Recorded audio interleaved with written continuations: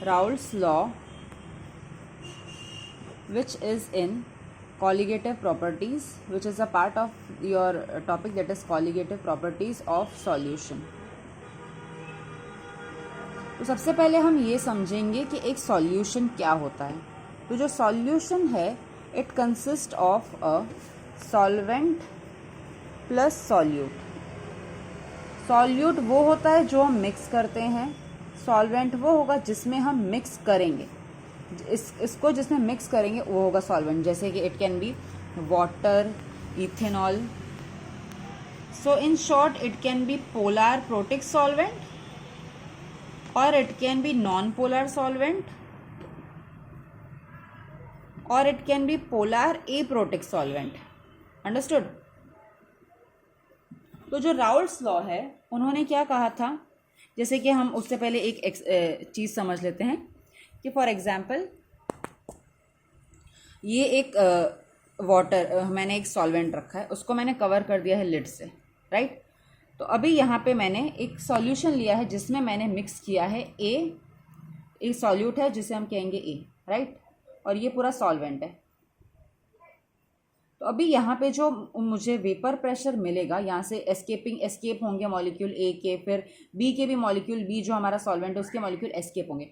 तो अभी जो हमें वेपर प्रेशर मिलेगा वो मुझे ए और बी दोनों की वजह से मिलेगा. तो जो टोटल वेपर प्रेशर है वो हमें मिलेगा आधा इसका वेपर प्रेशर, आधा इसका वेपर प्रेशर. या तो फिर हम ये बोल सकते हैं कि partial vapour pressure of A plus partial vapour pressure of B. इस वजह से हमें टोटल वेपर प्रेशर मिलेगा इस सॉल्यूशन का. तो राउल्ट्स लॉ ने क्या कहा था कि जब भी हम कोई नॉन वॉलेटाइल सॉल्यूट मिक्स करेंगे, नॉन वॉलेटाइल सॉल्यूट मिक्स करेंगे एक सॉल्वेंट में, इसको हमने मिक्स किया एक सॉल्वेंट में, तो अब जो लोअरिंग ऑफ वेपर प्रेशर होगी, तो डेफिनेटली वेपर प्रेशर हमारा लो होगा. वो उसके जो हमने सॉल्यूट मिक्स किया उसके मोल फ्रैक्शन के बराबर होगा, उसके मोल फ्रैक्शन के बराबर होगा. सो इसको हम ये कह सकते हैं कि जो हमें नया वेपर प्रेशर मिला है, जिसे हम कहेंगे पार्शियल वेपर प्रेशर, वो किसके बराबर होगा, उसका मोल फ्रैक्शन इनटू उसका ओरिजिनल वेपर प्रेशर जब हमने उसमें कुछ भी नहीं मिलाया था. ठीक है, चलिए फिर से रिवाइज करते हैं कि ये जो हमें वेपर प्रेशर मिला है, कौन सा वेपर प्रेशर है, जब हमने इसको मिक्स किया है. पी हमारा नॉन वॉलेटाइल सॉल्यूट है, ठीक है. तो जो हमें वेपर प्रेशर मिला है वो उसका ओरिजिनल जब हमने उसमें कुछ भी मिक्स नहीं किया था, और ये है उसका ओरिजिनल वेपर प्रेशर. तो इसी तरह से हमारा दूसरा भी है जो है हमारा सॉल्वेंट, ठीक है. ये हमारा सॉल्वेंट का की वजह से भी वेपर प्रेशर है. उसके लिए हम क्या लिख लेंगे, उसका ओरिजिनल वेपर प्रेशर इनटू उसका मोल फ्रैक्शन, राइट. तो अब जो हमें पी टोटल मिला है वो किसके बराबर है, पी टोटल जो मिला है वो है P A plus P B के बराबर, राइट. अब पी ए की वैल्यू क्या है, P A naught into X A Nord.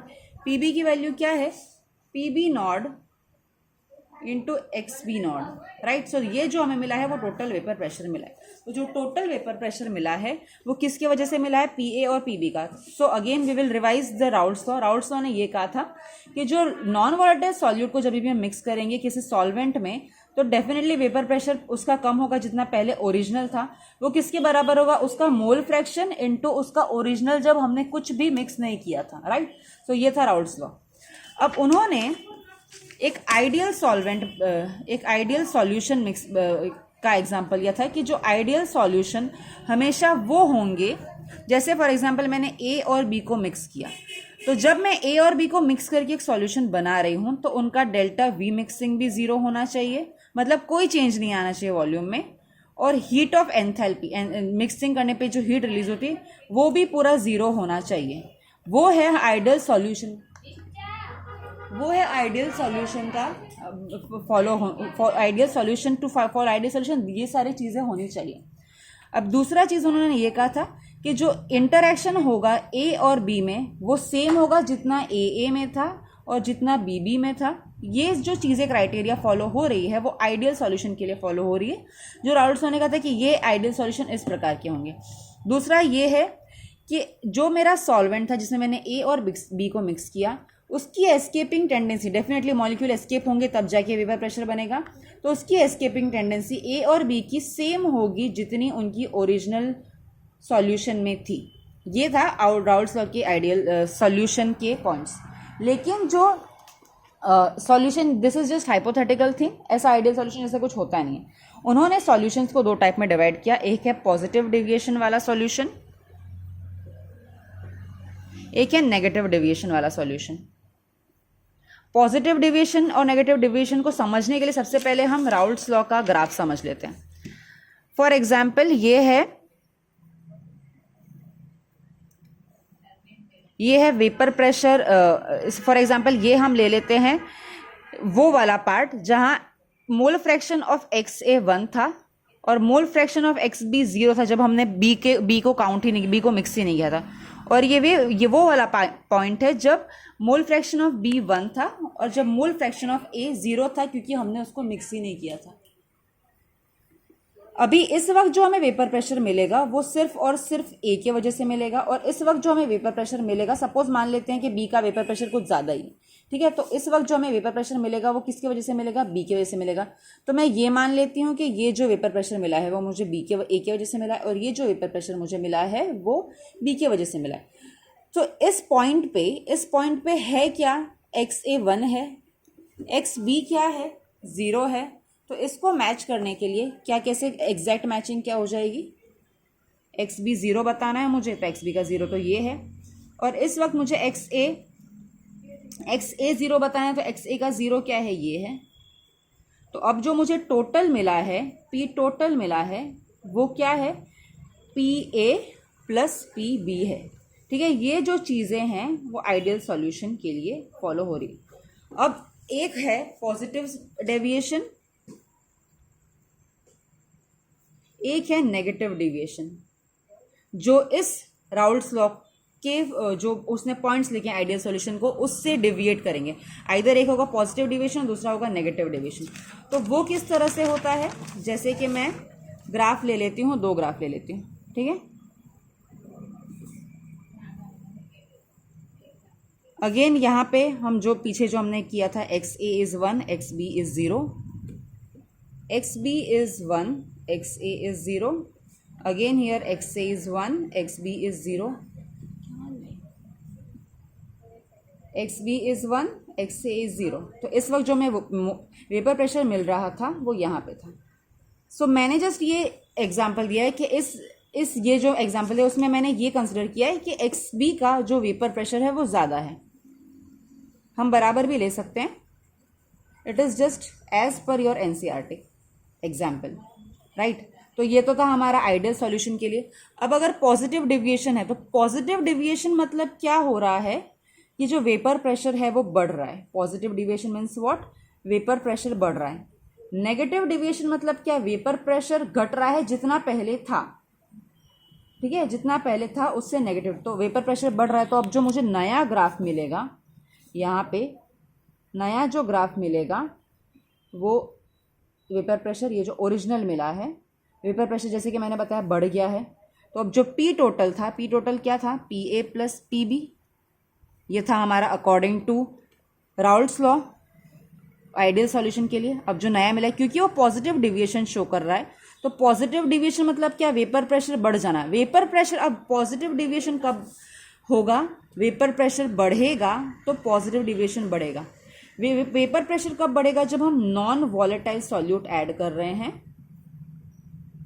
या तो ऐसा सॉल्यूट ऐड कर रहे हैं जो सॉल्वेंट के अंदर, सॉल्वेंट में जो बॉन्डिंग थे, वो सॉल्वेंट में जो बॉन्डिंग थी उसमें, अब फॉर एग्जांपल ये ए के बीच में बॉन्डिंग थी, स्ट्रॉन्गर बॉन्डिंग थी। फॉर एग्जांपल मैं हाइड्रोजन बॉन्डिंग कंसिडर कर लूँ, तो अब बीच में बी घुस गया, क्योंकि बीच में बी घुस गया तो इसने ए की बॉन्डिंग को कमज़ोर कर दी। ए की बॉन्डिंग को कमज़ोर कर दी तो अब जो उसका बॉइलिंग वेपर प्रेशर है वो बढ़ जाएगा, क्योंकि ए की एस्केपिंग टेंडेंसी बढ़ने लग जाएगी, है ना। सॉल्वेंट में से ए जो है वो इजीली एस्केप होने लग जाएगा, तो वेपर प्रेशर बढ़ जाएगा। अब नेगेटिव डेविएशन में क्या हो जाएगा, वेपर प्रेशर घटेगा।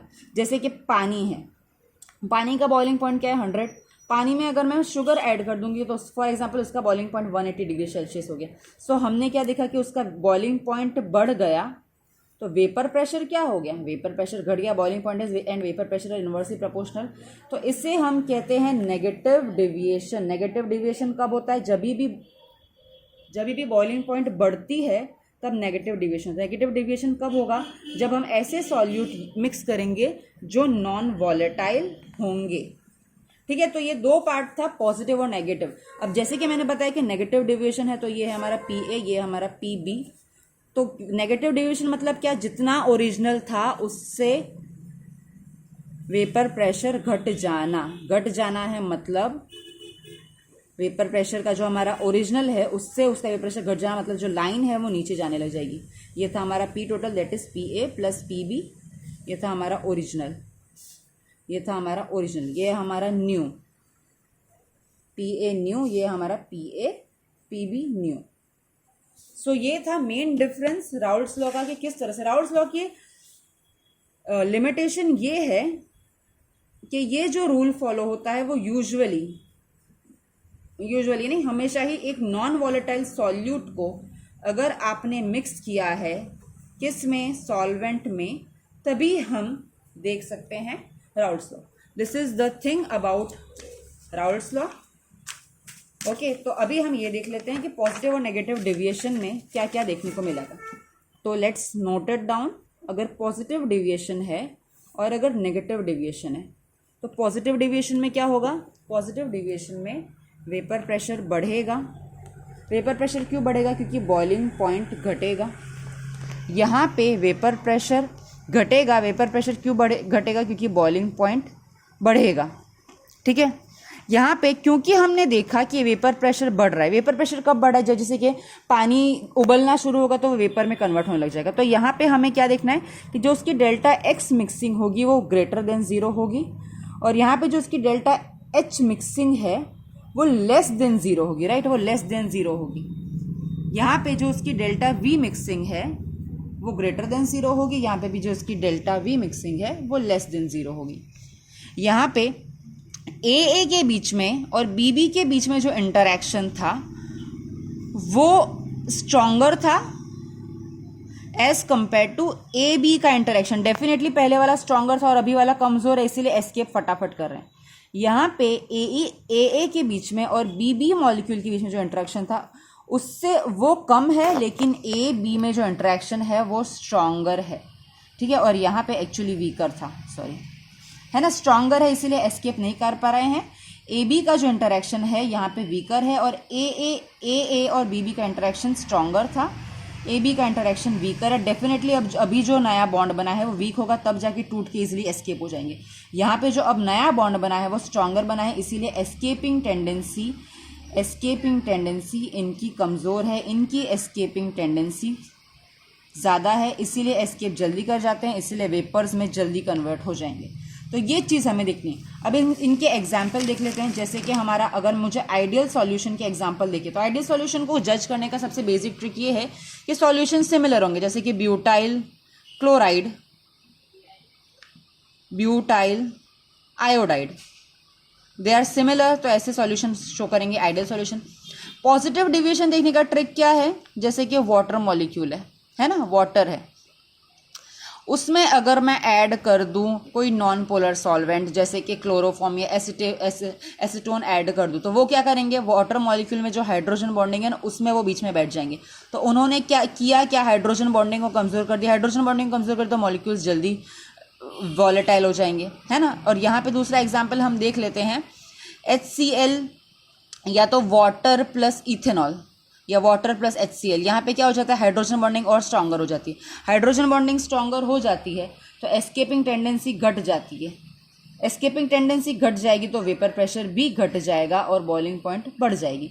This kind of solution shows negative deviation. I hope the difference, basic difference is clear. जैसे ये सारी चीज़ें हम याद नहीं कर सकते, we just have to remember by कि हमें पॉजिटिव और नेगेटिव देखने के लिए हमें किस तरह के इंट्रैक्शन को फाइंड करना है। So I hope it is done.